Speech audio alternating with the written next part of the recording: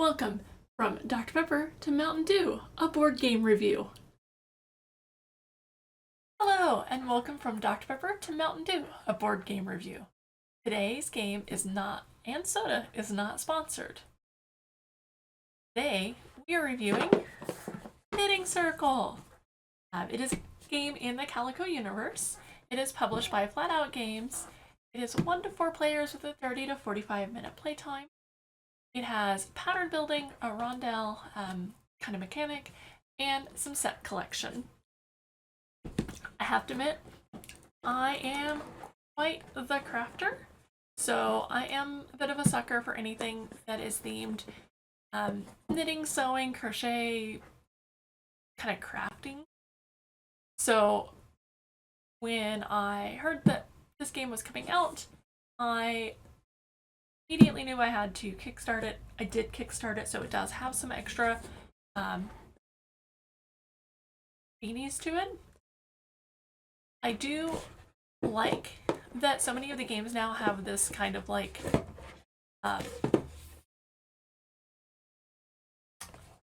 there's a name for it. I can't think of it right now, but it gives it kind of a glossy bit to it.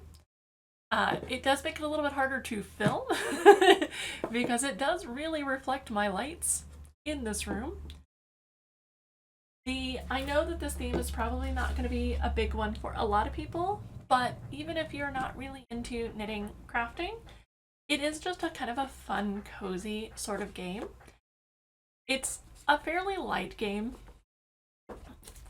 There's not a lot of thought to it. There is a little bit of take that with the rondelle mechanic. It does come with a fairly decent size bag. Could be a little bit bigger. Whoops, let's not put that on the green screen camera. It could be a little bit bigger. I'm able to get my hand in here okay. People with bigger hands may have issues getting the tiles out. The other thing is the rulebook does use some of the terminology that one associates with knitting, such as knits and purls. However, the game also tries to simplify this by using the shape of it. So, for example, this will only fit this way based on which side is taller and which side is less tall.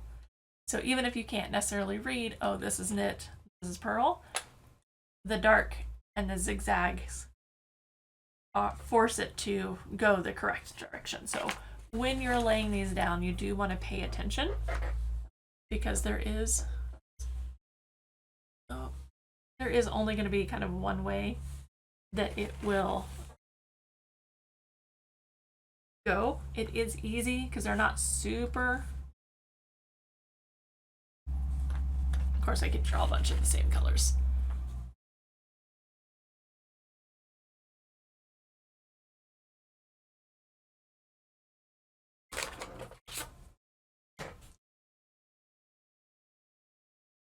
So longer one here, the other one here. So you do have to kind of pay attention to how you're putting them down to make sure they match the kind of back and forth angle of the pattern here. I feel like they possibly could have made that a bit easier to know which way to put up. The other thing I really like is that each of the colors has a different screen here. Doesn't like that green has a different icon. So you have a moon, you have kind of a leaf for the green, you have a blueberry for the blue, you have like kind of a flower icon for the pink.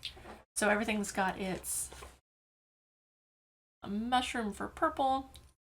So that makes it easier for anyone who is colorblind or has issues identifying colors to know that you're pulling the right one.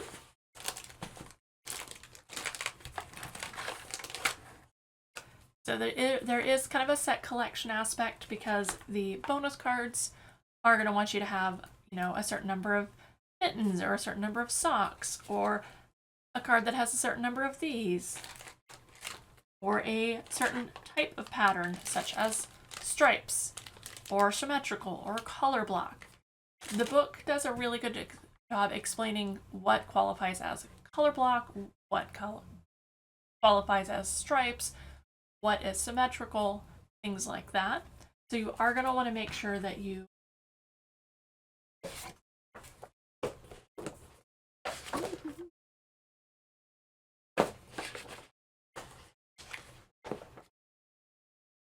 here.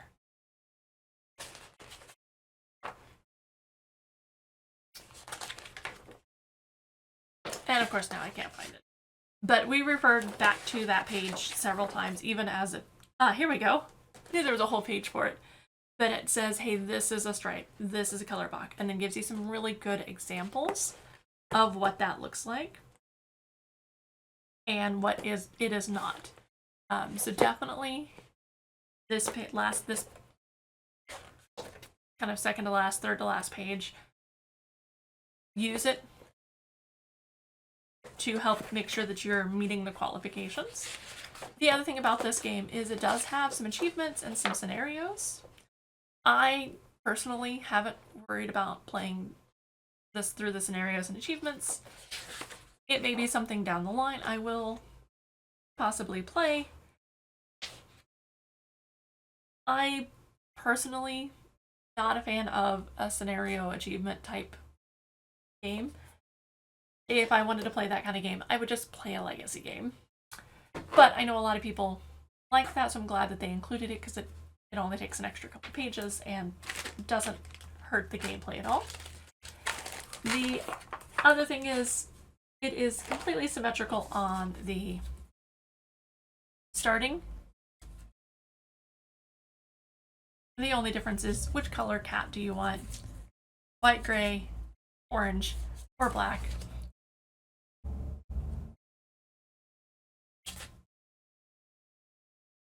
And do you want your stuff on the left or the right? It has a kind of a playthrough player aid built right into the player cards, which I also very much appreciate. And then you have your rondelles for your smaller player account or your larger player account. Didn't even notice that.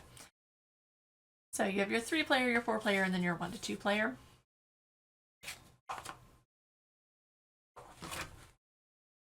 So that is what you get in kind of the general overview. You're going to, for the overview, you're going to put out tokens, and then you're going to be moving your cat. That's not the cat. You move your cat to a spot, and then you draw that card, or one of those tokens, and then the other person plays. It's just completely back and forth or around the table. There's no, like, if you're behind, you get a second turn sort of thing. You also can get buttons if you meet certain requirements, and you get these other buttons, so round buttons and square buttons to meet certain requirements, such as garment type and using certain colors that you'll also draw. So you can have a square button, a triangle button, and a circle button. Each one has different requirements. If you make a item with those requirements, then you get to put the buttons on that garment.